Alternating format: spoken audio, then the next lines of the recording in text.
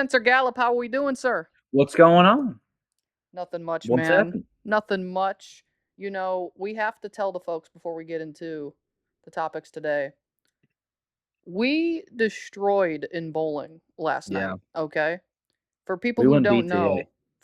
know, we're pretty much pro bowlers, actually. 785 from me, so 785 for you, a pretty good. collective Just team. We had over for 3,000 3,000. Yep. for our series. And we got 3 dubs. It's the most important part. Got the wins. Some Took would care of say business. some would say basically we have Pete Weber and Norm Duke on the same team. That's They're what I've been shaking their told. boots to go against us. They are. They are. Lefty Logan. Who do they think they are? We am. We are, We or am. we am. We have to say we am. And if you have no idea what we're talking about, just go watch bowling. It's more fun than you think, Figure it okay? out.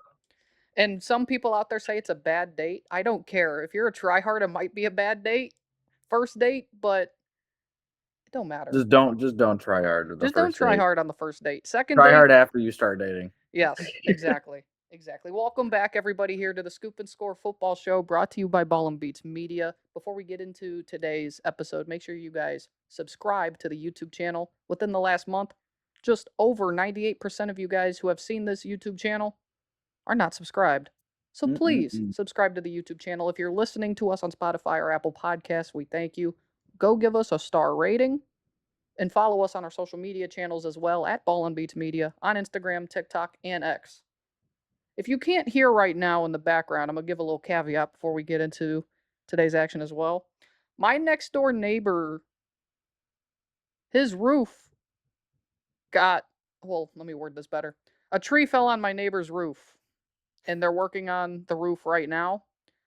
And it doesn't help that where I am at in my home or studio or wherever I am located is right next to their construction. So you heard that banging right there? That's going to be going on throughout this entire recording. Hopefully, it stops at some point, but it's there and we're working with it, and that's okay. But nothing bangs harder than a crisp Saturday watching SEC football because it just means more down south, you know? Yeah, I guess so. It just means more down south. Obviously, the elephant in the room of everything else going on at SEC Media Days and seceding from the NCAA as a topic of conversation right now. Obviously, we've seen that in the South before. It could happen yet again. But we have a conference that's still 3 years removed from an actual national championship, and it's okay though. It's You okay hate for to the see it. SEC. You do You hate hate to to see see it. it as our Yankee selves do, Hmm. but it is still the deepest conference. It just is. It just is, and it's filled with. I got to say this, okay? Before we even talk about any teams or we break it down, the running back rooms in this conference are disgusting this season. They're pretty good. Just They're not pretty good. They're some of the pretty best good. I've seen. This conference is going to be completely stacked in the running game. Some of these teams like Auburn. Auburn has like 5 running backs on their squad this year that all are like at least like 700-800 rushing yard talents or more. Hmm. And obviously, when we get into Auburn, we'll talk a little bit more about the fighting Southern Florida Bulls that they are this year. But some of these other teams, it's just unreal the talent that they have at the running back position. I just had to tweet that out this morning, previewing all these teams here. It's disgusting what they have, and obviously quarterback play, some of the coaching moves, obviously Lane Kiffin now at LSU and all the drama going on there. You had John Sumrall say some hot stuff at media days as well. But that's not what we're here to talk about. We're here to preview this conference, the Southeastern Conference. And Spencer, why don't you start us off? Who is going to finish last, or not necessarily finish last? Who is the worst team in the conference, in your opinion? I think we might have the same potentially. So at 16, I have the Texas Long. No. I kind of agree, Horns actually. down. Orange Yeah. down. At 16, I have Mississippi State. I have the Okay. Bulldogs. Last year they had a 4-0 start, and then they really went downhill. Mississippi State has been kind of a program that's kind of been in limbo. Um, and ever since Mike Leach unfortunately passed away, it hasn't been the same. They have Jeff Levy there as in his third year. He's 7-18 overall. They have to replace most of their difference makers on offense, including Jerry Bledsoe. But they brought in some talent from the transfer portal. We'll see how AJ Swan does. He'll probably be the starter from Appalachian State. No, it's Um, Kamario Taylor, brother. oh, Kamario it's Taylor. Mario Taylor. Should be Okay, Kamario Taylor as the starting quarterback. He then deserves it Kamario anyway. Taylor. Either or, it's going to be one of them. But they do have to replace a lot on their defensive line. 6 of their last 8 are leaving this past year. Yeah. And on top of that, 6 of last year's top 7 on terms of their secondary are also gone. They are losing a lot, and they did have a solid transfer portal class. But the problem is the SEC is just unbelievably deep that I don't think Mississippi State's going to be able to get off the ground. So I think it's going to be a rough year down there in Starksville. The bright spot I will say about the defensive backfield for Mississippi State is the one that is returning is arguably a top 10 corner in college football in Kelly Jones, which is a bright Yeah. spot for them. Um, for me at number 16, it's close. I had a debate. Mississippi State was included, but for number 16 for me, I'm actually going with Arkansas. And year one under Ryan Silverfield coming from Memphis.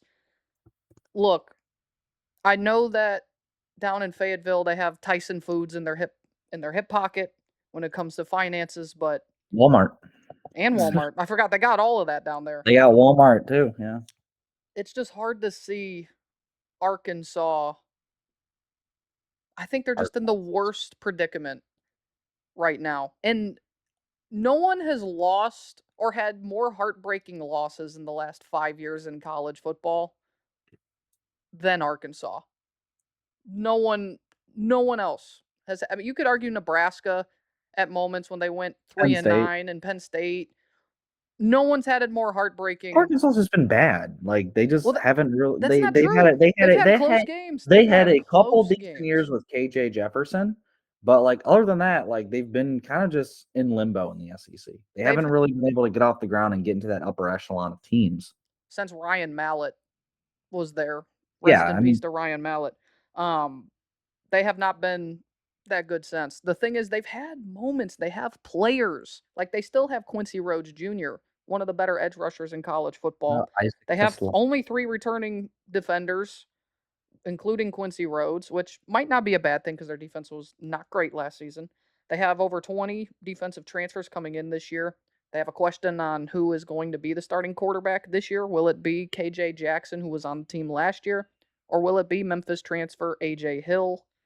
We will have to see there. But obviously, Ryan Silverfield is bringing in a lot of players from Memphis. It's just hard to see this succeeding. It just is. And it's not that it can't. I mean, we just saw Indiana win a national championship. Obviously, anything's possible in college football. It's just hard to see Silverfield. He will deliberately need at least 4 to 5 years to even get a legit chance. I don't know if he'll get that, though, at Arkansas. And that's the thing.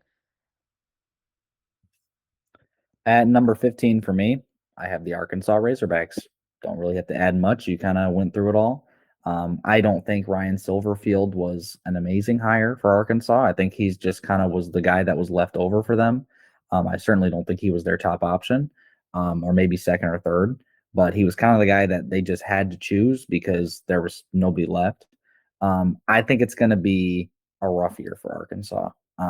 There's some pieces there, like you talked about, but the problem is like with this conference, it's unbelievably deep. And I said the same thing with the last team with Mississippi State. They don't have nearly enough the talent that they're going to be able to survive some of these teams in the SEC. So Arkansas at 15 for me.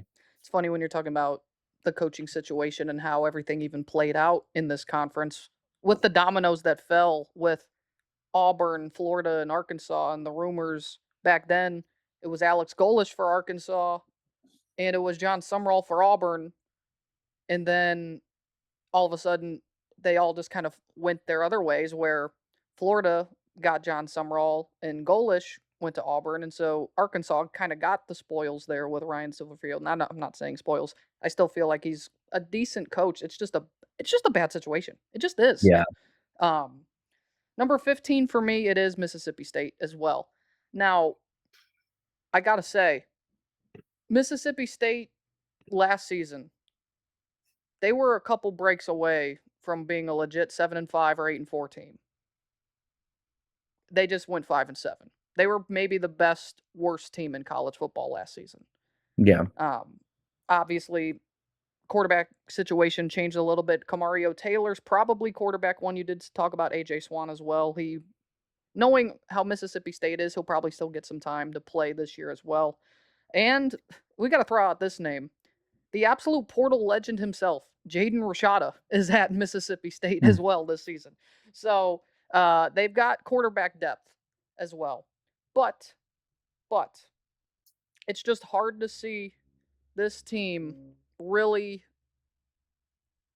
being able to do much. And I love Jeff Lebby. I love Mississippi State. What Mike Leach was able to do when he was still their head coach. Rest in peace, the pirate, the legend himself. Um, it's just hard to see. It's just hard to see in a conference like this, Mississippi State really taking a jump. And honestly, I think they might be better than they were last year. I think this team is potentially better. They still might have a worse record. It's hard to see with Mississippi State. At number 14, I have the Kentucky Wildcats. First year head coach Will Stein, obviously coming in from Oregon. Man, he had a heck of a December and January. The man Yes. was preparing Oregon for the playoffs, and he had to get a transfer portal class in for Kentucky. That's a lot of pressure on one guy. But he did bring in a decent transfer portal class. It starts with Kenny Minchie on offense, their quarterback, the former Notre Dame guy. They got CJ Baxter and Javante Barnes. And they got Tegra Shabola from Ohio State. That You offensive know, line. They got three I offensive linemen. I will say this. They got three offensive lineman transfers that all got at least third team all conference Lance last year. Hurd and Mark Robinson, as Lance well Hurd's as the Tegra real Shabola. Lance Hurd's the real big pull out of all of those guys. Lance Hurd's legit talent. Yeah. Their defense, honestly, I think is going to be pretty decent this year. They're returning 10 of the 19 players who started games last year, or at least had 1 point started a game. But they did get some transfer portal guys as well, like Antonio Berry from Gardner Webb, Jamarian Harkless from Purdue, Jordan Castell from Florida. They got some guys. I think Will Stein's going to do a great job at Kentucky. I just don't think it's going to be a good first year. I think this is kind of a foundation year to get things going. Kentucky also has a really hard schedule. They have one of the tougher schedules in the SEC this year, and it's a program that needs to get off the ground in terms of football. They've had a couple years here and there when they had like Benny Snell, when they had Yeah. that year where they were pretty good and were Where they fighting went with like I think what Georgia. was it, like 9-3 they went with 9-3, 10 and Stoops? 2, something like that. Yeah, I mean, Stoops kind of like built that program to be respectable, but not great. And I think that Will Stein will do that. He had a great offense at Oregon. I think he's going to bring that to Kentucky. I just don't think it's going to happen in year one. So I'll take Kentucky at 14. 14 for me. This is a program that's really hot. A team who had an argument to be in the college football playoff last season. A team that has never been good and they're finally good or have been good. But this year, there's a lot of change, specifically at the quarterback position. Yes, they still have their starting running backs. They do have their best weapon from last season, but they did lose a good amount of talent still around them. It's Clark Lee and Vanderbilt for me at 14. You have the number one quarterback in the country in Jared Curtis, true Going to freshman, Vanderbilt. going to be the starter right away. That's crazy. Going to Vanderbilt. Yeah, that's weird to say, right? Number one Going to quarterback Vanderbilt. prospect. Yeah. It's nuts. I just have my questions of everything else. Yes, they still have Cedric Alexander, a very good running back. They still have Junior Sherrill, a guy who just missed my top 10 wide receiver prospects for my preseason predictions for prospects rankings. Um, But they lost 4 starting offensive linemen to graduation. At a program like Vanderbilt, that's a lot, and that is Three gonna of the be top four harder to receivers fix. as well. Yeah. So, there's some fun guys. They got some more weapons coming in. Ja'Cory Thomas from Old Dominion. They got tight end Javante Connor from ECU as well. I'm expecting this defense, though, to take a step back from last season. They were very good last year. It's hard to see Vanderbilt this year being what they were. At number 13, I have the Vanderbilt Commodores. Same things that you talked about. Um, I do think I think it's unbelievable that they were able to land Jared Curtis from Georgia because I know it was down to those two, and that's a massive win for that program Yeah. that they've never ever had in their entire existence. Um, my whole thing is like, was this a 1 year wonder to where like this is like everything fell into place for Vanderbilt last year? Or is this the start of the building of a program? Because Clark Lee's been here for a while. It's his 6th year. He's 26-36 overall. Not great overall, but for Vanderbilt, that's pretty damn good. It's Um, it's like winning a championship for Alabama. That's what it is. yeah.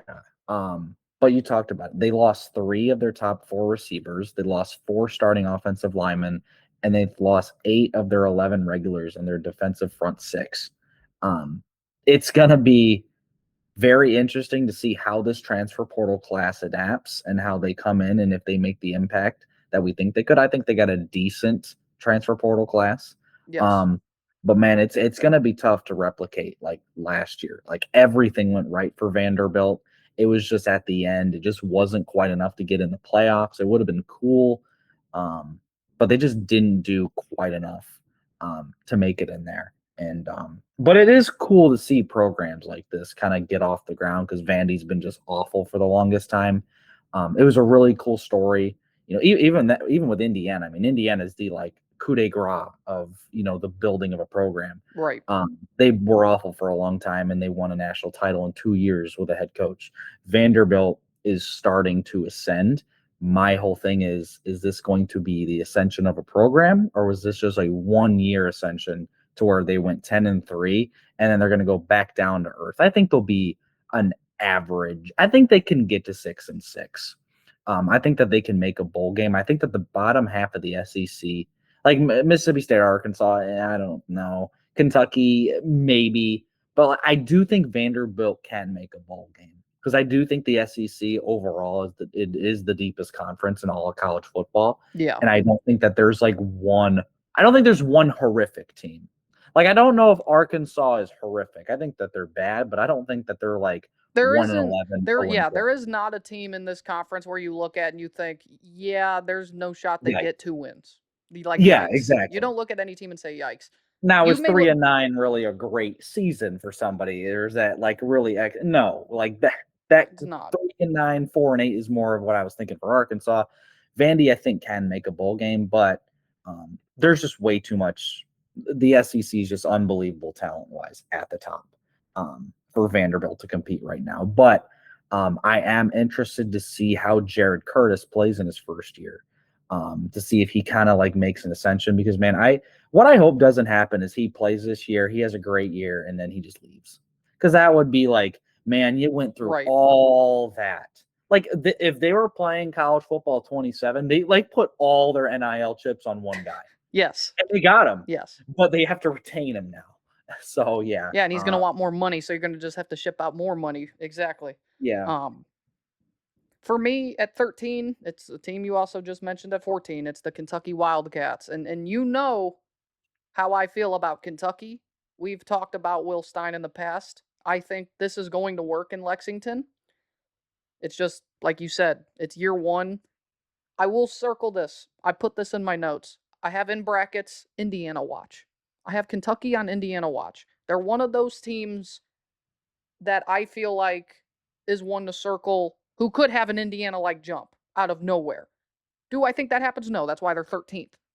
But it's one to circle. Kenny Minchie, the long-term answer for Nebraska at quarterback, is now Kentucky's quarterback. LOL. Shout out the Huskers. You got fleeced there. But I do believe in Will Stein in everything. You mentioned already CJ Baxter coming from Texas. We talked about the offensive line moves, which I think is a legit game changer, and which is a big reason why I think Kentucky could outperform these rankings here. Um, I got to throw out another name too, because we're both Ohio boys. They have true freshman quarterback Matt Ponatoski as well down there from Archbishop Moeller, who was, I think, 2-time Ohio Player of the Year, Mr. Ohio Football, and he was also a star baseball recruit as well. So he's on their roster as well. I like Kentucky a lot moving forward. I really do. I don't know how I feel this year. Shout out Wildcats, by the way. Shout out Lexington. Beautiful city. At number 12, I have the Florida Gators. John Summerall's first year in Florida is going to be an interesting one. He's brought in a ton of transfers, like you would expect from a first year head coach. Um, but their biggest win, in my opinion, was holding on to Jaden Baugh for over 1,100 yards rushing. He's a phenomenal running back. You talked about the running backs in the SEC. This is one of them. He was phenomenal last year. They added a transfer in Eric Singleton Jr. from Auburn as a receiver, Vernell Brown III, Dallas Wilson, TJ Abrams. And their offensive coordinator, Buster Faulkner, is going to have his backup QB at Georgia Tech and Aaron Philo. We're going to have to see how the offense performs. I have no doubt Jaden Baugh is going to get his own, but the quarterback situation is going to be the one I would watch out for For sure. because we don't know a whole lot about Aaron Philo. It also could be Tramel Jones Jr. as well. There's rumors out there that he might be leading that clubhouse to be the starting quarterback. You never know what you're going to get there with Florida, specifically at quarterback, for sure. Yeah, and their defense, I think, is actually going to be pretty good this year. They're getting returning linebackers Miles Graham, Jaden Robinson, safety Bryce Thornton, Jaden Woods. They're bringing back a lot. What I do like what Florida has. My biggest thing is the top of the SEC. They're playing Georgia. I mean, they're playing Georgia. They're going to be Talk playing about brutal Texas. schedules. Yeah. They have a tough schedule, and that's the problem with the SEC is most of these teams have tough schedules because they're all very good. That doesn't mean that I don't think Florida's going to have a bad. I think that they're going to have a good year. I think they'll make a bowl game with John Summerall, and I think John Summerall will be the guy to kind of get them finally off the ground and running, and get there back to the SEC championship. If who knows if we're even going to have conference title games in the near It future. might just be the battle of the SEC when they're no longer in the NCAA. You never know. They Yeah. could just be playing each other. The Southeastern National Championship. It is So yeah, national for sure. I got Florida at 12. I do like their pieces that they have, and I do like that they have Jaden Ball returning. He's going to be a dog, but I just don't. I think there's better teams than Florida, but that doesn't mean I think Florida's going to be bad. So 12 for me.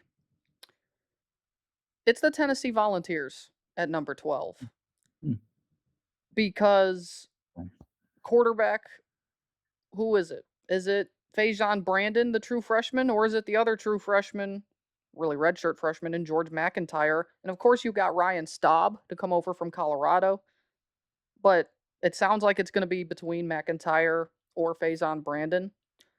Now, Tennessee definitely could be better than this, but they got a lot of changes. And you have now Jim Knowles coming in to be the defensive coordinator. Obviously, the real big fish that they got in the portal is not there in Chaz Coleman. He is no longer with the program. They do bring in a lot of pieces, though. Xavier Gilliam from Penn State, obviously. They also got Amari Campbell, the linebacker from Penn State. They brought in Jordan Norman, a very good edge rusher out of Tulane as well. And they brought in Kayan Lee, cornerback out of Auburn. They also got a good amount of other pieces as well. So I really like the roster for Tennessee defensively, but we know how Jim Knowles' defenses are. And what they are is by the time you get to week 10 or week 11, it might have got figured out, or year 2, it got figured out, or even year 3. But the thing is, will he last a year? Is the question. And Tennessee has always had this issue with defense. They have individual talent. We had Jermod McCoy and Colton Hood in the secondary last year. Those guys are off to the NFL, first and second round picks. Well, not first, second round picks. Jermod McCoy ended up being a fourth rounder, but he was a top 20 prospect talent. The question really is will those changes happen rapidly for this defense? Now, I do like their running back, Deshaun Bishop. That's one thing I feel like they've always had is great running game. He is a top 10 running back for me heading into this season, and one who I think deserves a little bit more credit and is not talked about enough is Deshaun Bishop. Obviously, they're going to be able to throw the ball as well. Transfer Ian Duarte is a guy I'm circling from Idaho State. He was an absolute baller at the FCS level. I expect him to be an impact guy on this team right away. But, I have a lot more questions about Tennessee than I feel like we've had the last couple years. Granted, I know with everything that happened with Nico, we'll call him. I don't know what Tennessee fans want to call Nico. I would assume it's probably some words we won't say. But they are stable. They're a stable program. Josh Heupel and what he's had to deal with there has done an exceptional job. And even like you said, Tennessee, this is a team who's making a bowl game for sure. Yep. This is absolutely a bowl Most of team. these teams at like 12 and on will make a bowl game because that's how deep and how good the SEC is. They all are. They're not. None of these are bad teams. Like they're not. There's so much better teams in the Yes. top of the SEC. And I'm just higher on some of these other programs and some of the moves that have been made right now. So that's why I have Tennessee a little bit lower than I don't know where you have Tennessee at. I don't know if they're the next team you're going to talk about. I would assume potentially. We'll see. No, Number they are not. 11. Number 11, I have South Carolina. Ooh, okay. So Shane Beamer is one of the most inconsistent and roller coaster coaches and of programs Yes. that they have. Yes, he is.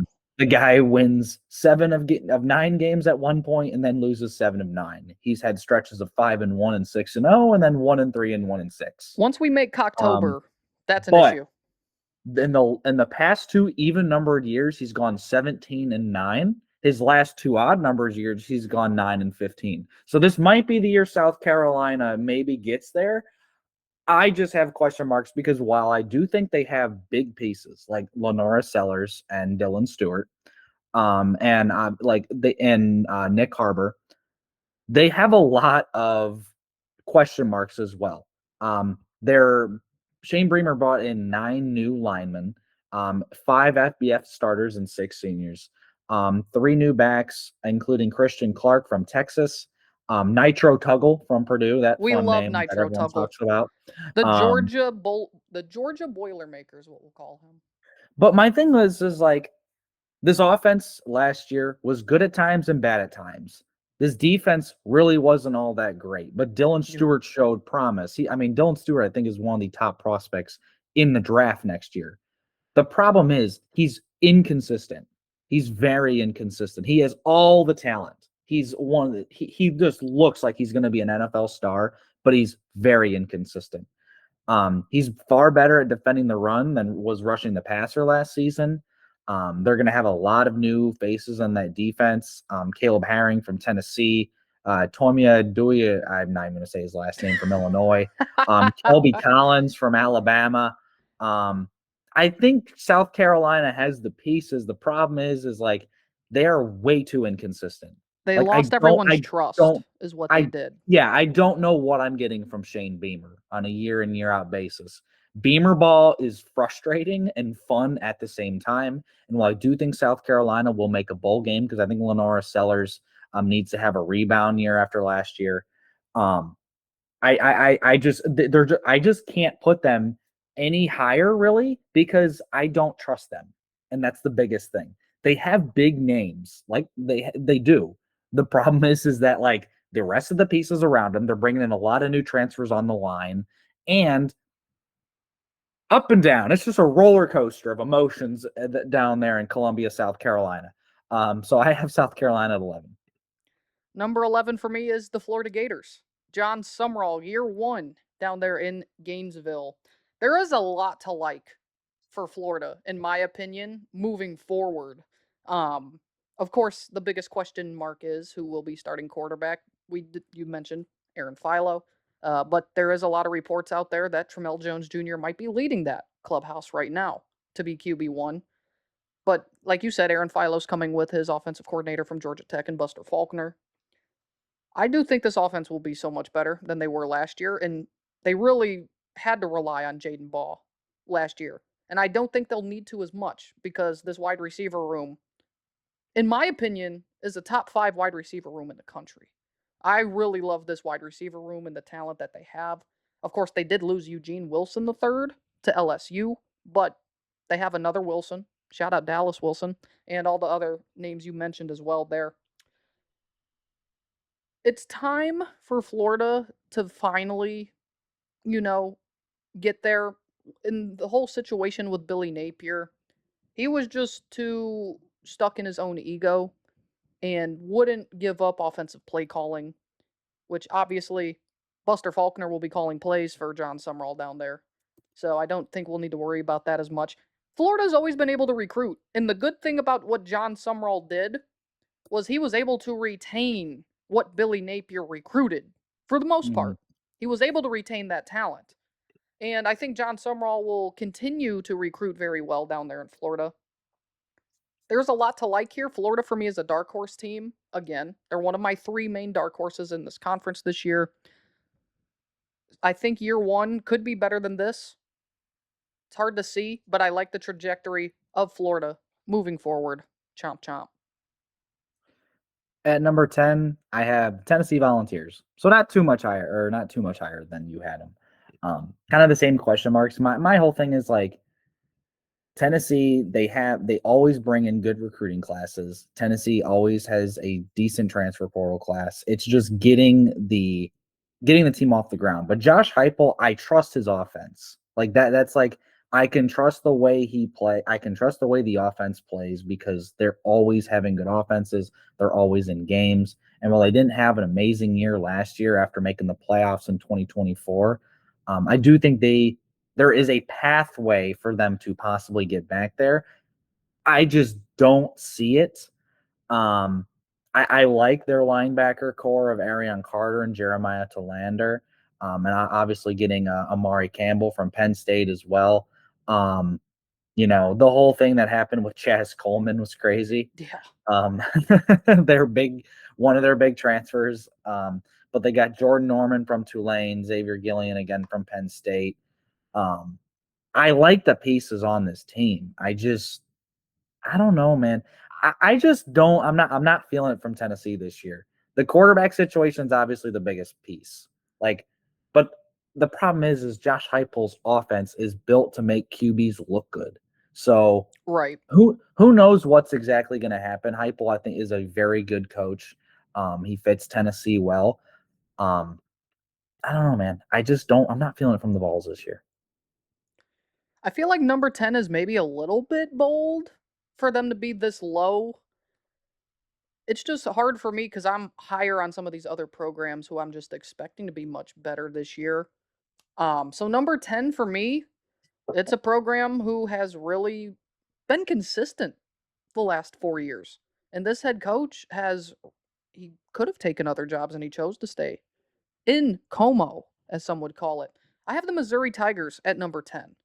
Um, Austin Simmons, the expected quarterback one, transfer from Ole Miss, a guy who I was high on entering last season. Obviously, we know about Trinidad Chambliss down there in Oxford, Mississippi now. And they have, in my opinion, the best running back in this conference in Ahmad Hardy.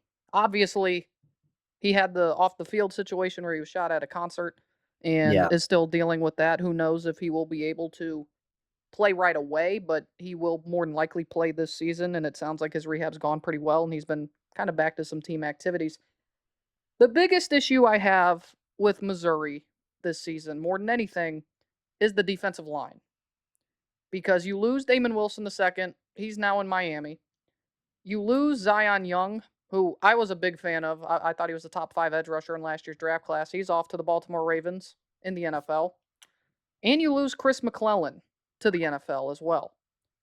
So that's where I have pause for concern more than anything. But one thing they did do is they addressed the defensive backfield this season. They got Chris Graves Jr. coming in from Ole Miss. They got Jaleel Florence and Sione Laulea coming from Oregon, both together. I think the middle of the defense is pretty solid. I think the linebacking core is very solid. I think the defensive tackle room outside of losing Chris McClellan is really solid as well. And of course, they brought in weapons. That's one thing Missouri's always done very well is bring in wide receiver weapons, none bigger than Caleb Goody from Cincinnati, as well as Caden Lee from Ole Miss. So there's a lot to like still with Missouri. I just have issues with this defensive line. And I will throw out this name too, offensive tackle Caden Green. One position they've been able to do very well is tackle. I think Caden Green, prospect wise, when I get to my offensive tackle prospects list, he might be my number one tackle in college football. He is that good. He's still there.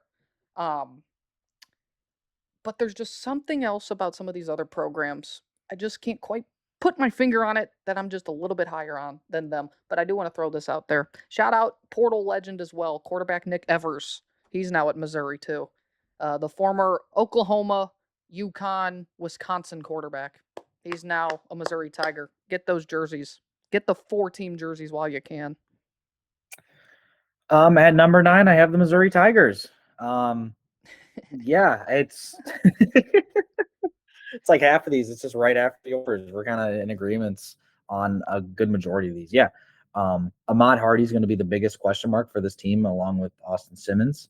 But kind of like what you said, it's Missouri's been a established program under Drinkwitz. It's just the fact that there's a lot of question marks going into this next season. So I have Missouri at 9. Number 9 for me is where my Cox fall, or my Cox-X falls. The South Carolina game, Cocktober. Once we get to Cocktober, it's over for them. But South Carolina is number 9. Look, Lenora Sellers, I'm a believer still in Lenora Sellers. I am okay with up saying and that. down and up and down. We go. I am a believer in Lenora Sellers, and to be honest, I don't think he was the reason why things went the way they did last year. It didn't help that his wide receiving core wasn't great. It didn't help that they could not run the ball worth a damn. And their number one running back, Russell Faison, is gone. So they are replacing him this year, hopefully with better running backs. You listed Christian Clark, the Texas transfer. Really, the biggest fish they got in the transfer portal is offensive tackle Jacarius Peak from NC State, a potential as well as being one of the top offensive tackle prospects in this draft class. He is banged up, and we don't know if he's going to start right away entering the season for South Carolina, which could be a big issue potentially. But the big three are back. That's what you got to call them. They're basically college football's big three. The problem is the records don't always show it. With Lenora Sellers, Nick Harbor's just got to be better. He has to be better. You mentioned Dylan Stewart. He does have some consistency issues, but I tell you, he might be the scariest defensive line player I've seen, probably since Chase Young or even before Chase Young. He is that good with his flashes of talent that he has. Personally, I would put Dylan Stewart ahead of Colin Simmons right now. That's just my opinion on those two prospects. I think Dylan Stewart's a better prospect now, and I think he has the potential to be an absolute game wrecker in the NFL. But it's Shane Beamer ball, like you said. Will they have all these talented players and yet still go like 4-8 or 5-7? We will see. But one thing I'm going to really circle for South Carolina is this wide receiver room. Can they be better? Can they help out Lenora Sellers more? Because I'm a believer in Lenora Sellers. It's just time to see it. At number 8, I have the Auburn Tigers and Alex Golish in his first year. Alex Golish, I think, is going to turn this program around, get it back to being an established powerhouse in the SEC. He turned around South Florida very, very fast. And I think he's going to do the same thing here. He's bringing in so many South Florida Bulls. Literally, the entire starting wide receiving core is basically South Florida wide Singleton, receivers. Christian Neptune, Jeremiah Koger, and Chaz Nimrod. Yeah, a quartet of USF receivers, along with the biggest prize in Byron Brown, which a lot of people think is going to be very good. I agree. I think he's going to be a very, very good quarterback this season. I think Auburn's offense is going to be super fun and have a really fun team to have there down there in Auburn. But their defense is going to be their question mark. They're only returning two of the 10 defenders with 300 plus snaps. Durkin's going to be heavily relying on sophomore or junior returnees, Jared Smith, Xavier Atkins, Elijah Melendez. They got a couple guys in the transfer portal, Deshaun Womack from Ole Miss, Cody Sigler from Arkansas State. I really like Cody Sigler, by the way. I think he St. is going to be Farian solid. from Appalachian State. Listen, my biggest thing is I think this offense is going to be great. Like, I don't think there's any question about that. I think that this is perfect for Except, Golish. I think I this will is say, perfect for Brown. Their running game might be something to watch out for. their running game will be something to watch out for. I will get into Auburn here shortly, With too. So. Jeremiah Cobb, Bryson Washington, Nakai Davenport. Yeah, they have playmakers at every position on the offense. I have no question marks about their offense. I think it's going to be very good. Like I said, their defense is going to be the one thing that I'm going to be watching out for. I don't know if it's going to be great, but I think it can be serviceable from what they're returning and what they're bringing in overall. Also, Hoofda, talk about a tough schedule. But Yeah. I will say this: Yeah. if they can start the season on a run, they play Baylor week 1. They're going to beat Baylor. That's a win. They're going to beat Southern Miss. I think they're going to beat Florida. I think they're going to beat Vanderbilt. I think they're going to go to Knoxville and beat the Volunteers. And then this is where it gets a little tough. They play at Georgia versus LSU, at Ole Miss. They play Arkansas and Mississippi State, and then Samford, and then they play in the Iron Bowl. So like 4 games probably that I would say are going to be tough, but if they can win one of those, I don't know, man. Like, I really like Auburn going into this year. I really like Alex Golish. I like that this team is just the USF Bulls on offense. Yes. But I think they're going to be a fun team to watch. I really do. The Byron Brown, a lot of people like him as like one of their top quarterbacks in the class. I'm one of those guys where I want to see it. I want to see it in the SEC. Obviously, the American Conference and USF is a hell of a lot different than the SEC and Auburn. So we'll see what that happens, but I do think they're going to be very good on that offense. That defense is just something I'm going to be iffy about. If they can at least be serviceable, I think this team can fight to make the college football playoff this year in year 1 under Alex Golish. Number 8, the Auburn Tigers. Yep.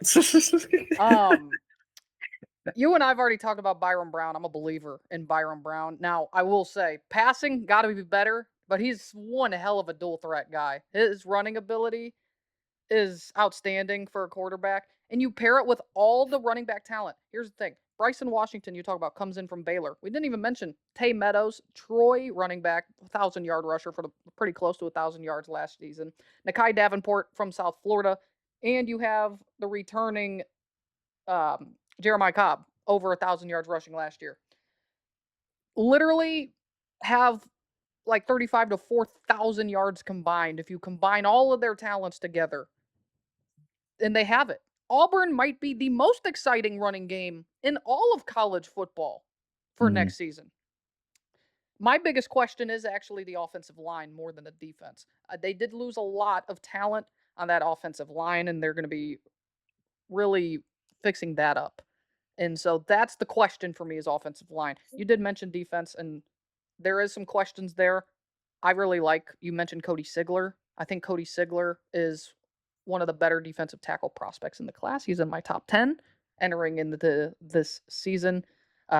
This is the one dark horse that I mentioned where I have the most confidence in because I believe a team bringing in all that camaraderie from one staff and one program to another, I think it's going to work. And it usually does work. Kurt Signetti has proven, and other programs have proven that if you just bring your whole staff with you from a program, and unfortunately, Golish left his last program in the dust.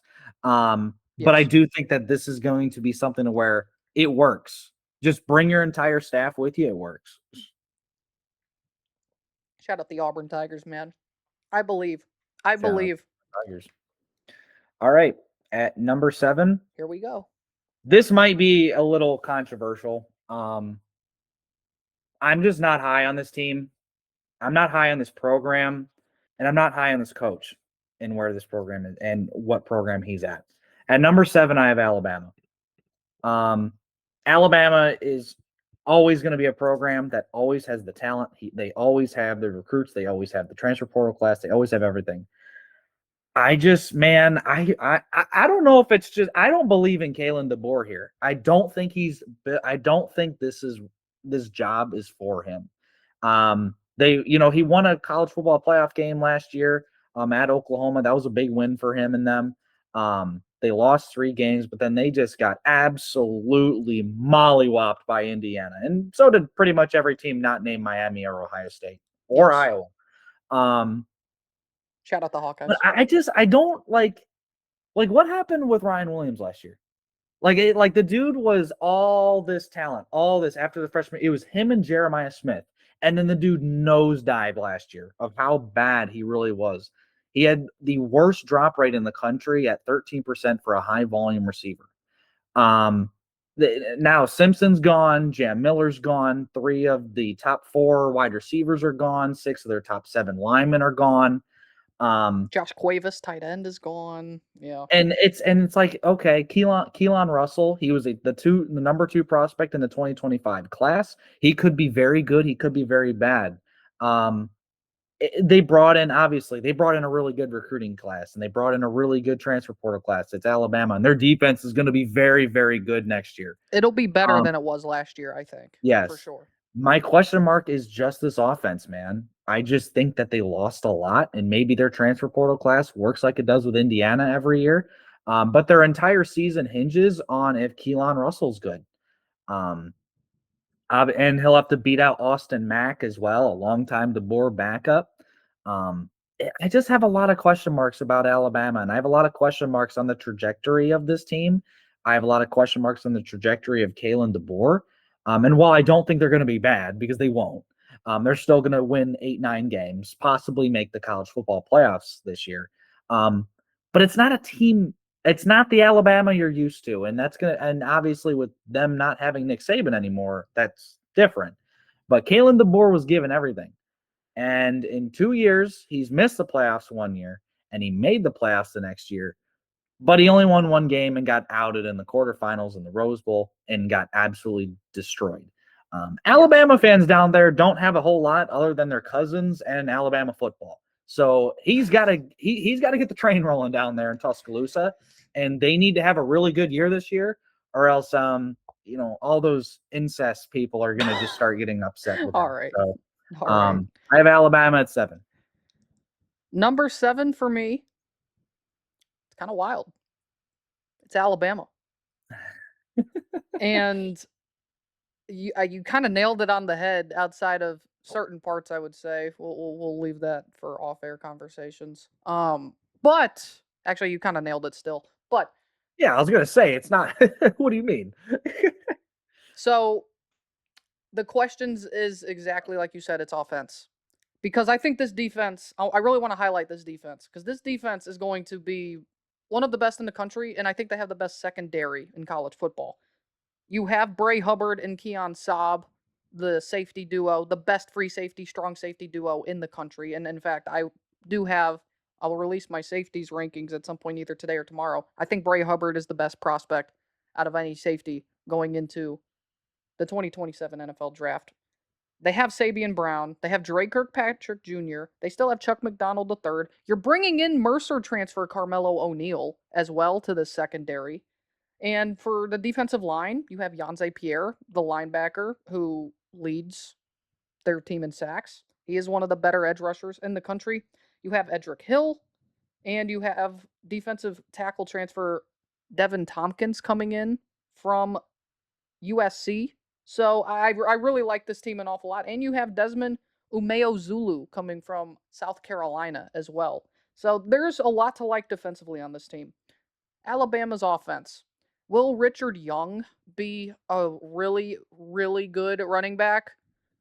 I don't know. That was their real issue, was the running game last year, and Jam Miller was still pretty good.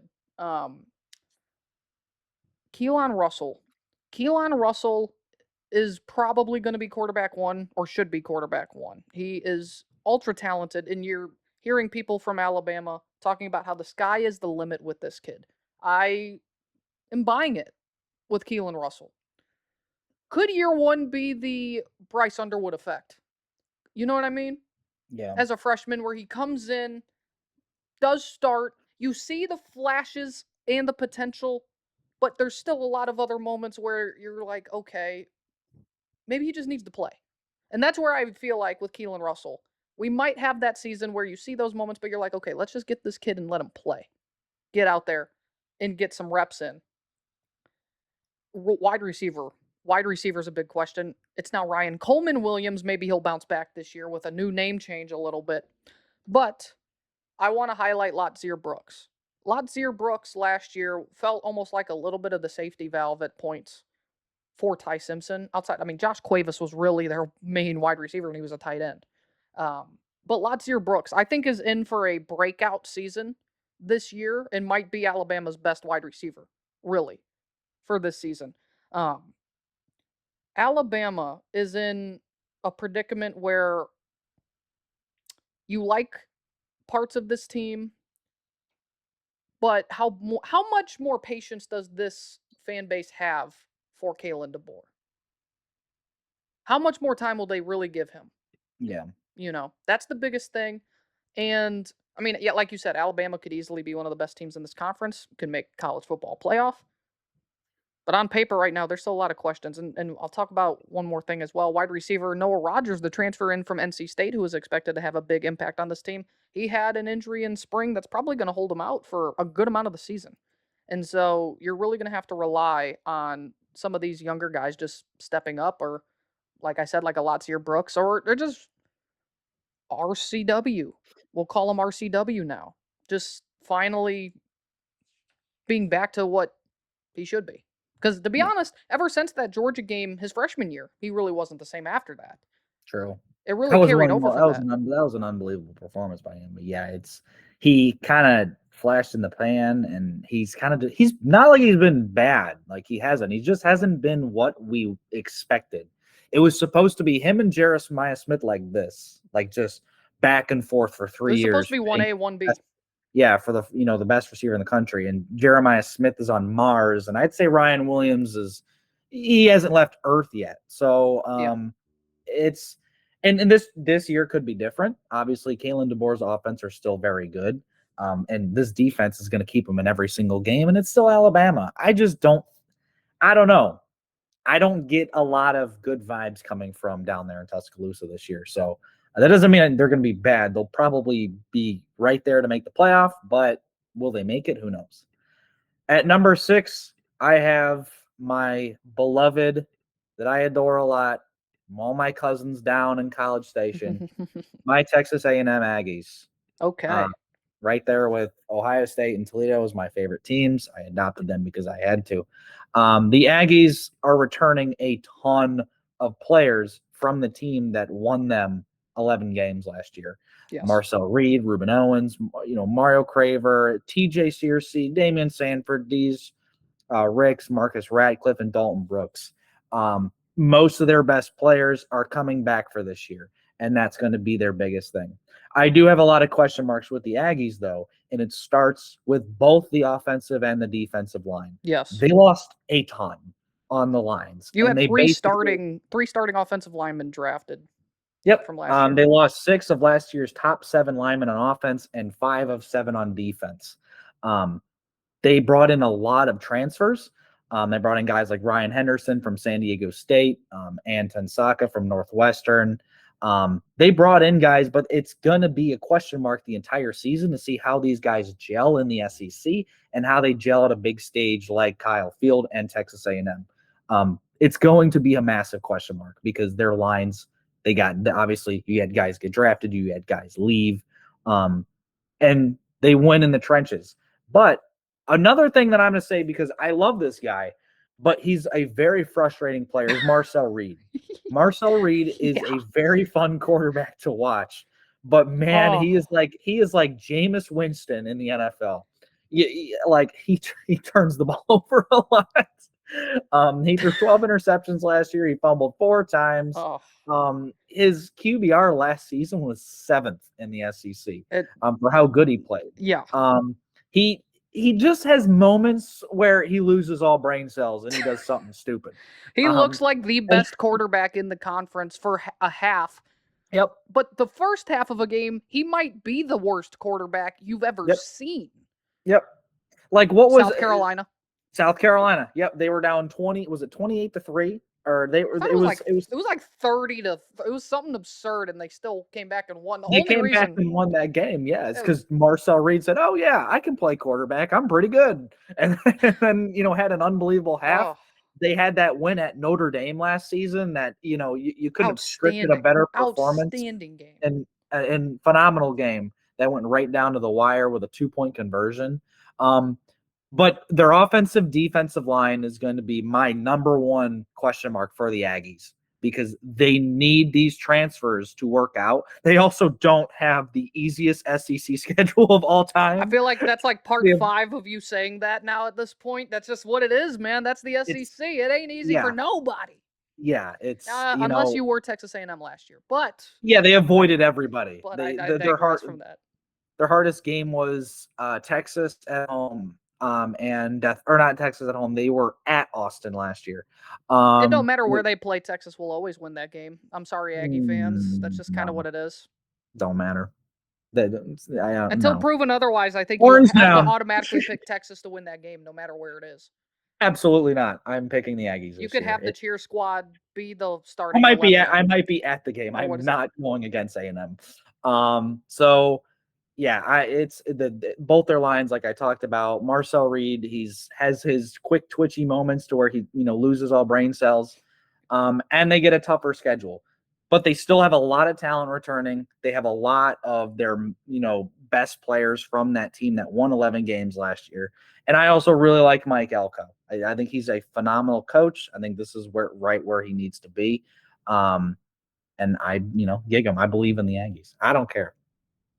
Number 6 for me, it's the shirt I'm wearing. It's the LSU Tigers.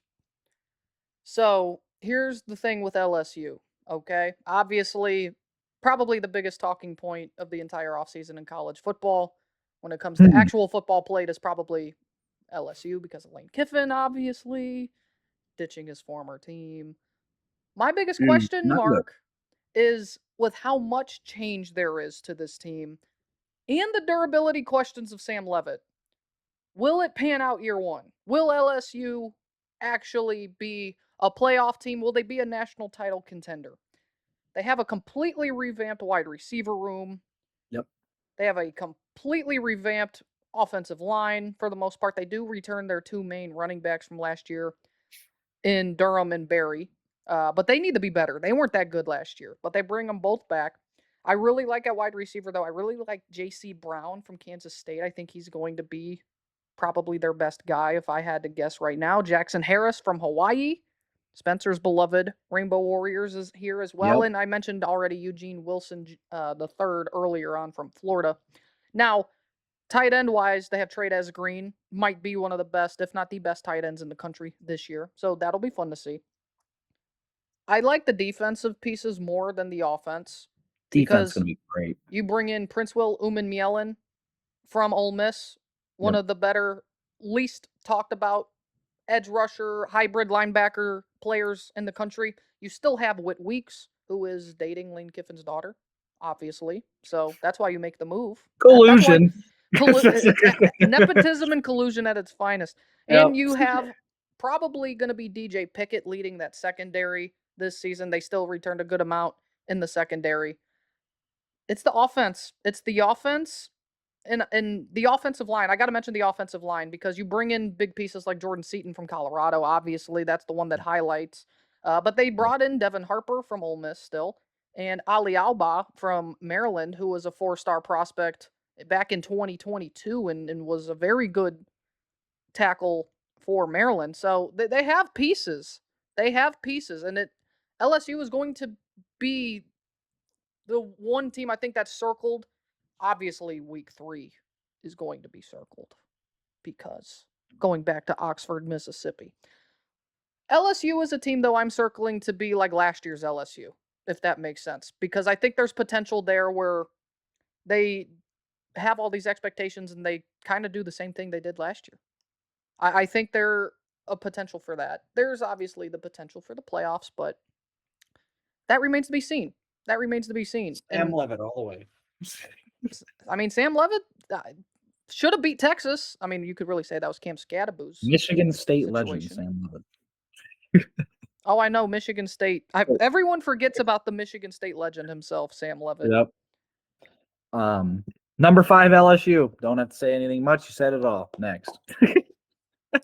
LSU is going to be a fun team to watch because on the field they're going to have a really good offense and a really good defense. Off the field, it's Lane Kiffin. It's always cinema. Number 5 for me is the team that he ditched. It is the Ole Miss Rebels, baby. Trinidad Chambliss. I mean, probably the best quarterback playoff performance outside of Justin Fields against Clemson. And obviously Joe Burrow against Oklahoma and Clemson in his playoff runs. What Trinidad Chambliss did last year in the playoff was exceptional. And to be fair, Yeah, I mean, when you're like 27 playing in the in college football, you should be pretty good. hey man, When you need if the you help can- from attorneys and to get another year of eligibility when if you did not can, deserve it, hey man, if you can, so be it. What's rules anymore in college football? I don't think there there are is. no rules. There is The none. rule is there are no rules.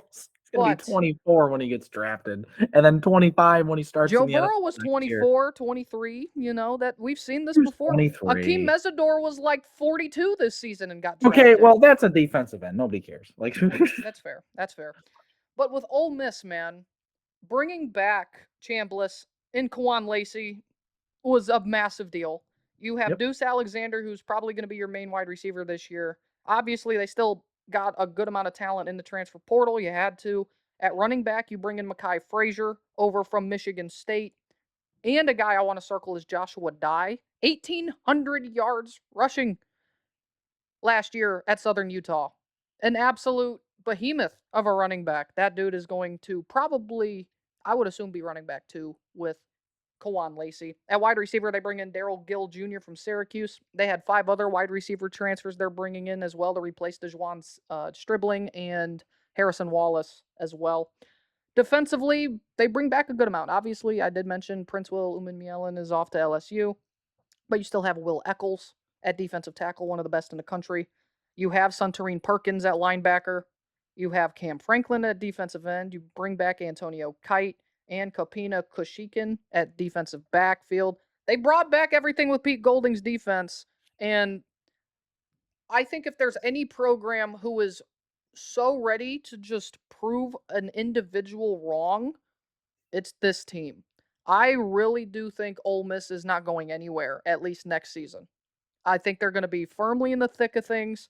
I think Ole Miss potentially is back in the postseason, in the college football playoff. I really think there is not going to be any kind of drop off next season with the Rebels. That's Week- going to be an week absolute 3 bloodbath of an atmosphere. We thought Lane Kiffin going to Tennessee was bad. Nope, this is going to be 10 We times think- worse.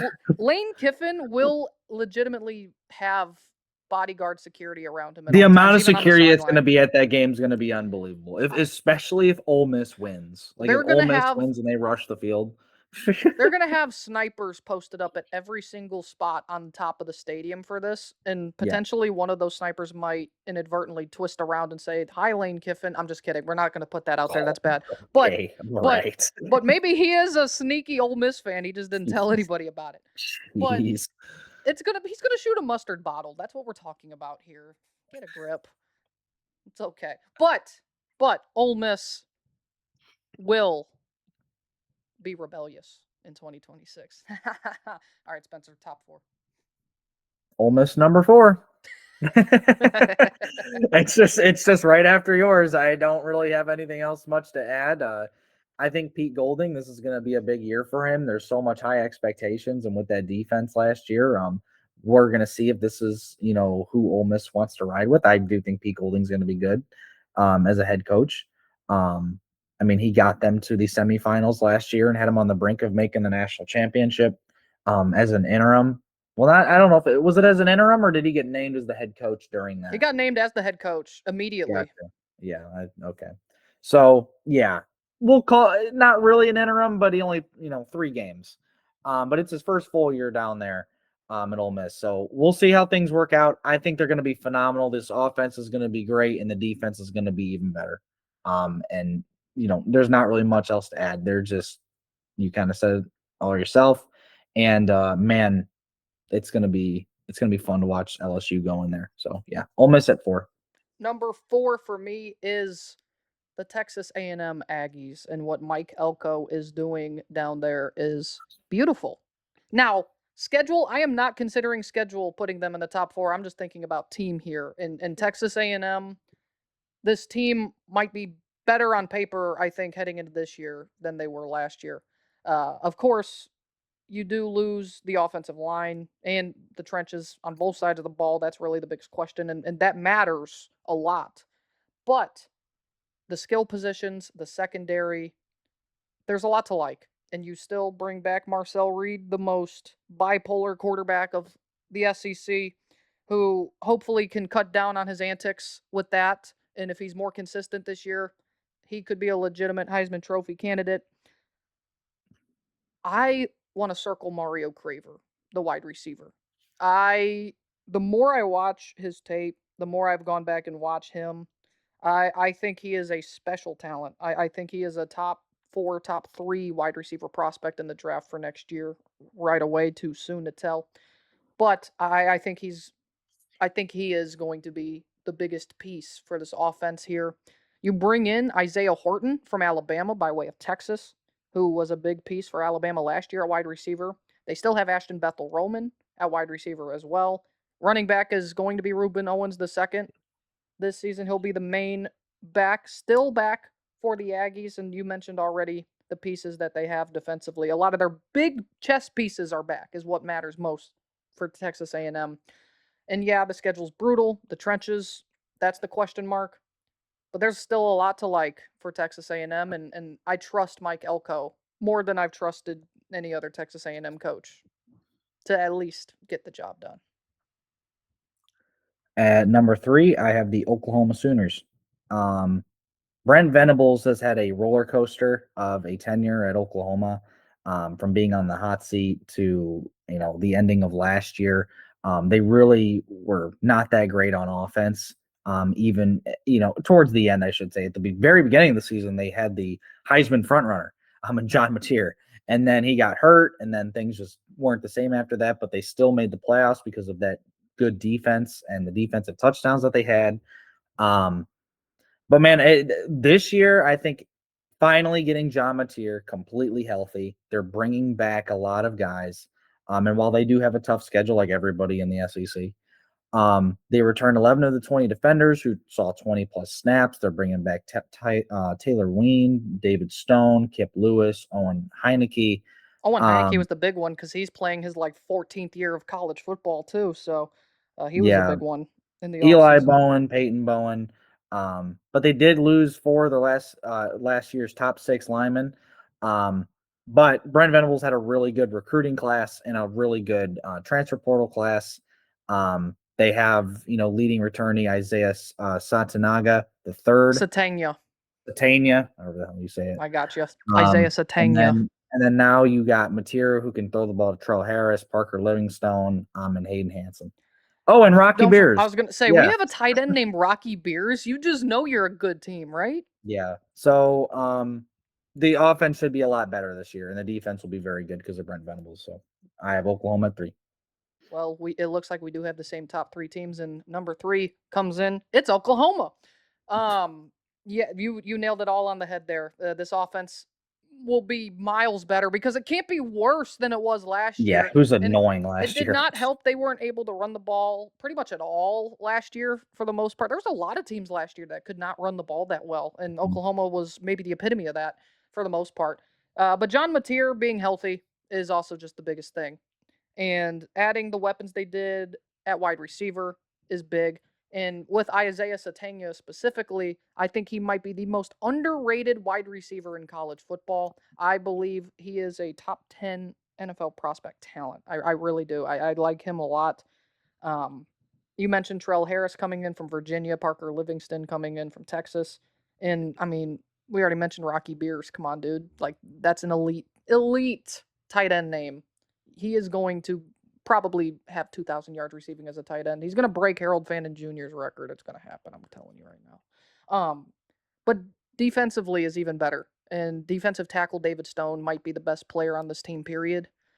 He is probably the best defensive tackle in the country entering the season. And linebacking, exceptional. Owen Heineke, Kip Lewis, both back. There's a lot to like with Oklahoma. Obviously, yeah, we keep mentioning schedules for the SEC. Uh, but this team is ultra talented, and there's good potential they might make the playoff again in back-to-back years. But the issue is, there's one caveat to it.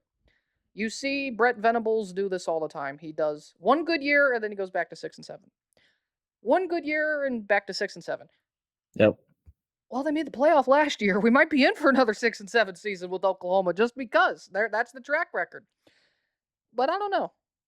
I think destiny might change itself a little bit this year for Oklahoma. We'll have to see. Number 2, I have the Georgia Bulldogs. I really don't got to say much. It's Georgia. It's Kirby Smart. It's Athens. It's everything about the Georgia Bulldogs, that Texas, and the Bulldogs being at the top of the SEC. Don't really. We can go into depth if you want, but I really don't think I have to because it's Georgia. I'll go into depth for you here because number 2 for me is also Georgia. A little bit more depth here. You bring back, obviously, Gunnar Stockton, again, another year starting for them. You have Nate Frazier, your main running back from last year, as well as Chauncey Bowen's back as well. You have Lawson Lucky at wide receiver. You have, or tight end. There's too many white boys who catch the balls for Georgia. They confuse me which positions they play. Lawson Lucky at tight end. You have London Humphreys back at wide receiver. You bring in running back transfer Dante Dowdle to pair him with Nate Frazier. You also have wide receiver coming in from Isaiah Canyon from Georgia Tech. And you can just always trust Georgia. They've earned the benefit of the doubt. They earn the benefit of the doubt with the talent sometimes that they lose. They just replenish all the time. And on the defensive side of the ball, you still have Raylan Wilson at linebacker. You have KJ Bolden at safety. Ellis Robinson the fourth, one of the better corners in college football. You still have Elijah Griffin. There's no reason why Georgia, honestly, they should be better than last year. The issue with Georgia is they've kind of staled a little bit where they're still good enough, but they get to the quarterfinal and they kind of just flail out. That's the thing with Georgia. And that's where my concern is more with them. I don't have a concern of them making the college football playoff. You know, my concern is once we get into the playoff, what happens? And recency, we've seen they haven't been able to get over the hump. Will that happen again this year? I think Georgia should make it back to Atlanta for the SEC title. And let's just say it together. Let's just say it together here and on 3, 2, 1. Texas. Texas. Texas. What am I, stupid? No, I'm Texas. What some would say might be the same thing. Yeah. You start first. They're going to be very good.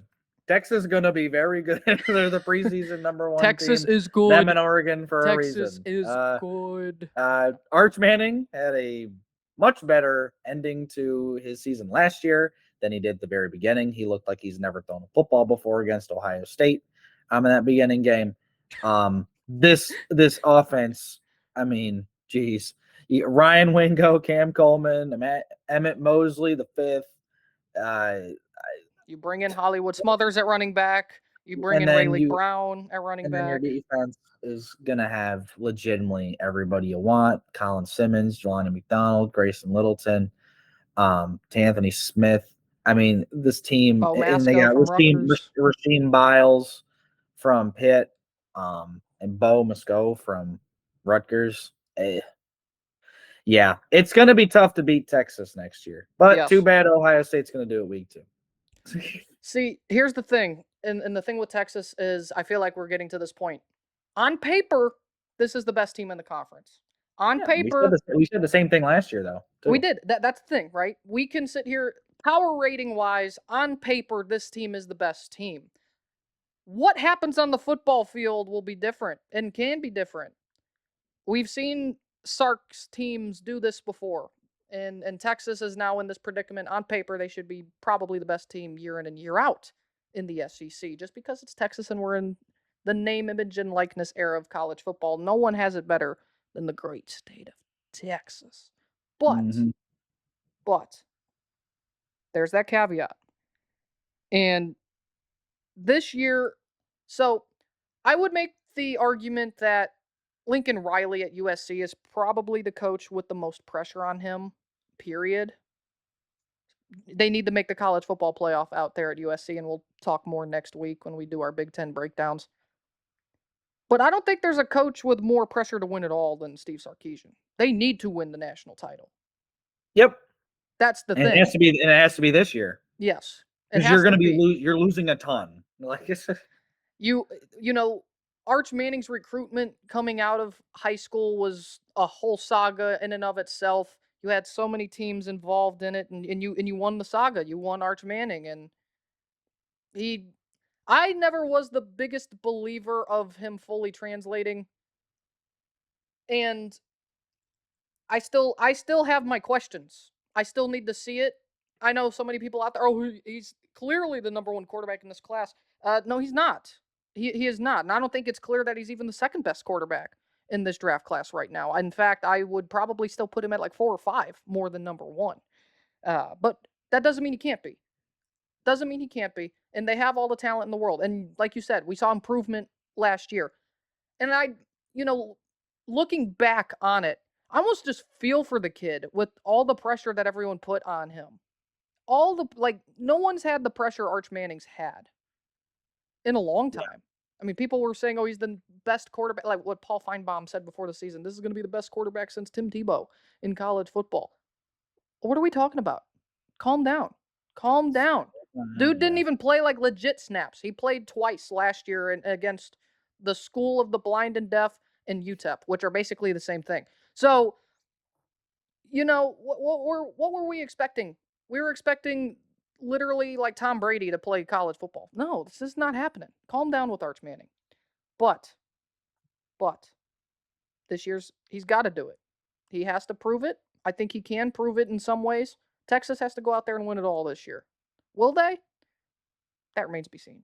But you and I both are in agreement, and I think a lot of people are in agreement on paper. This team looks like the best team in the Southeastern Conference. Yep. You know what? It's time for a little water break. I've had a couple of those sips and throughout this. It's a good time if you're still here, as you should be.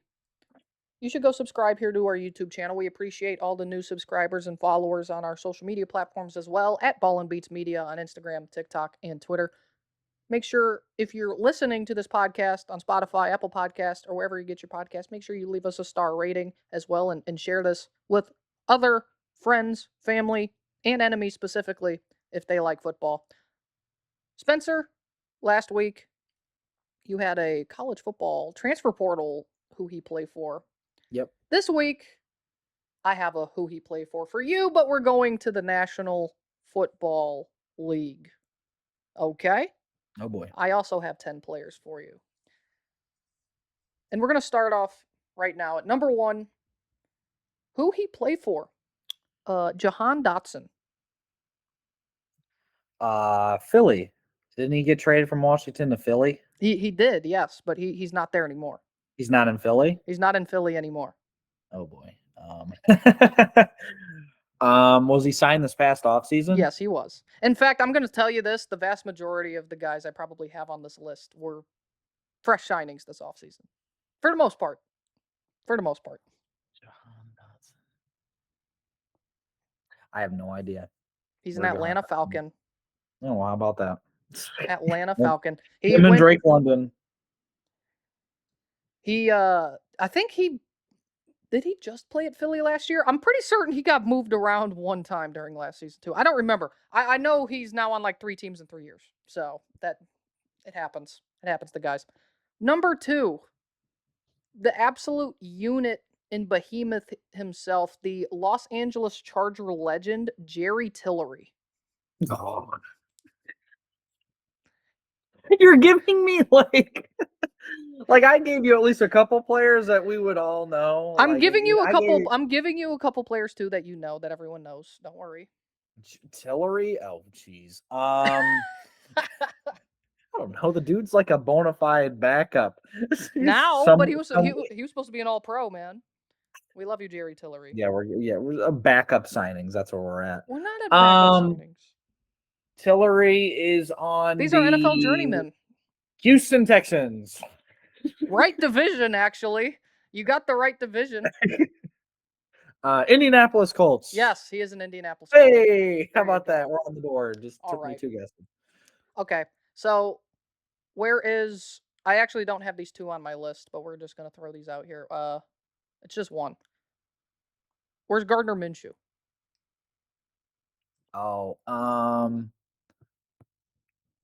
just a bunch of journeymen. This is crazy. That's the point. Yeah, it's NFL who he played for. He was in Kansas City last year. Oh God, where did he go?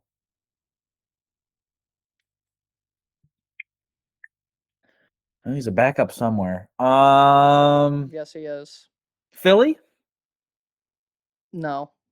Oh, I thought he went to Philly. I think he was at.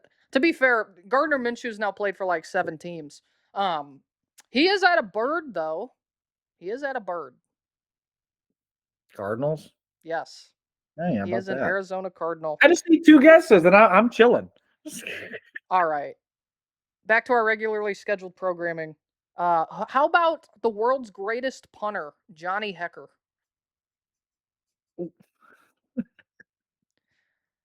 You're supposed to be an NFL ball knower, Spencer. Where's Johnny Hecker? Johnny Hecker. Are we forgetting Johnny Hecker had like a better arm than half these QBs? Minnesota.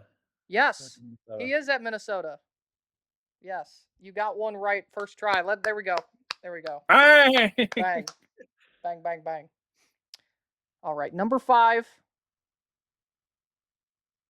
Where is Nebraska Cornhusker running back legend, somehow still in the NFL, by the way? I didn't even know this.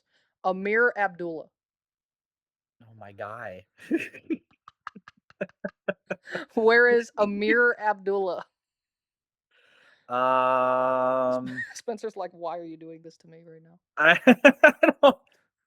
Okay, I gave Buddy like actual like ones he could possibly get and ones that we talked about, but he's just giving me a bunch of backups and what else journeymen. These are, yeah. What? Where's AJ Brown? Come on now, brother. I gotta give you ones. These guys are here. He got signed this past offseason. He is in the NFL, brother. Still, did he get signed this past offseason? Yes. He was actually still in the NFL last offseason too. Wait. Jacksonville. Yes, he is in Jacksonville. He is one of the 7 running backs. One of the 1,000 running backs that they have. Yes, they got congrats. rid of Travis Etienne. Look at that. You got 2 in a row, brother.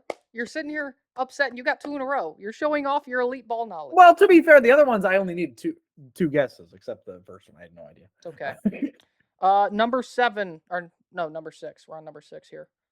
Let's go with, I have a couple names still here. Chidobe Awuzie. I couldn't tell you.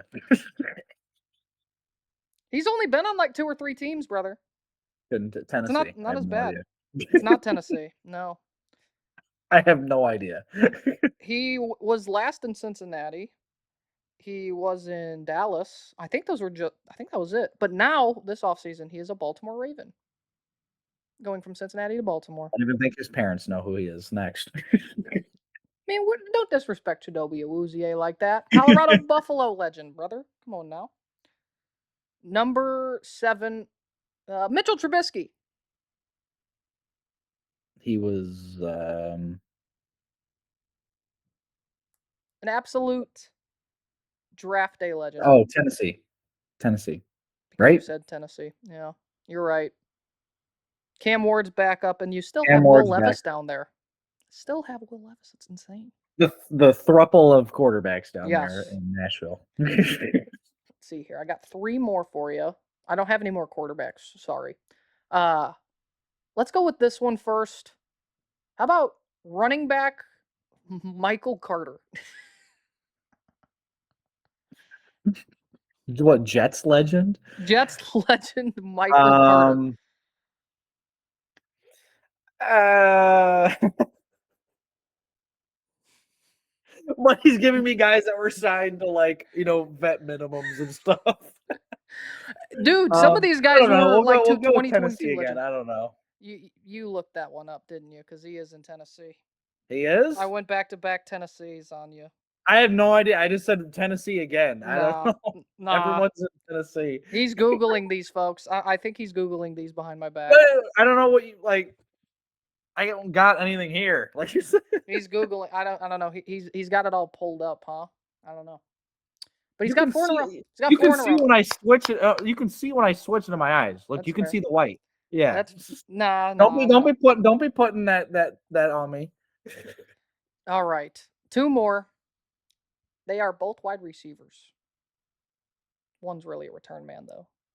Where is Devin Duvernay? He was in Jacksonville last year, right? I think he was in Jacksonville last year. I mean, we all know about Baltimore, but he wasn't in Baltimore last year. I think you're right. I think it was Jacksonville. I'd have to look again. Isn't he a punt returner? Yeah, basically. He's a good punt returner. Yes, he's one of the better special teams returners in the league. I don't know. Seattle. The Seahawks. I don't know. That's a good guess because you're also again in the right division, but this is another Arizona Cardinal. So we have 2 Titans and 2 Cardinals on this list. Okay. But he's giving me the bottom of the chili pot in terms of free agents.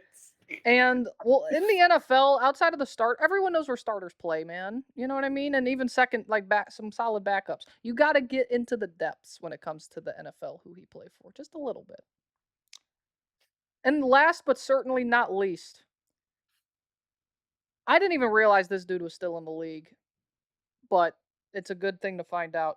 We're talking Bowling Green State University, Maction himself legend, Scotty Miller. He's still in the league? Yes, he is. He was a Cardinal for the longest time, wasn't he? Well, he was a Buccaneer, and I think he was Cardinal after. But he is still on a league roster, at least to the date right now, that I know of. Who needs a wide receiver? I don't know. The Buffalo Bills.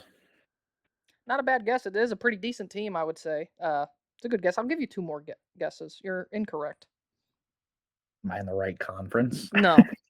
No? Okay. Was he in Tampa last year? No. Oh. I'm pretty certain he was actually in Pittsburgh last year, if I'm not mistaken. Or no, maybe I'm confusing him with other white man Ben he's an Scarana. NFC player. Did you throw another Cardinal in here? No, I don't have another Cardinal. Oh, you said decent team. Yeah, that's right. I did say decent. A decent NFC team. He's not on the Lions. He's not on. I don't know where else he would not be. Green Bay. He's one of Green Bay's 1,000 wide receiver 2s, except I think this dude's like more of a wide receiver 3. So we'll go with the Packers. No. One more guess. The Los Angeles Rams. Should have stayed with your division. It's the Chicago Bears. Okay. Well, I think I got like half of them right. You did. Honestly, that's pretty impressive because some of these guys, I definitely gave you some hard ones. I didn't forget. I had one other name on here, but I figured you'd get it. Maybe. Where is maybe the biggest or one of the biggest bust first round picks of all time, Peyton Turner at? Peyton Turner? The defensive end, Peyton Turner. Oh, he's a Lion. Yes. Yeah. Yeah. I was gonna say that Yeah. one, but I wanted to see if I'd Yep. get you or not with the Yep. Detroit Lions. Yep. He's a Lion. Well then, Spencer knows ball.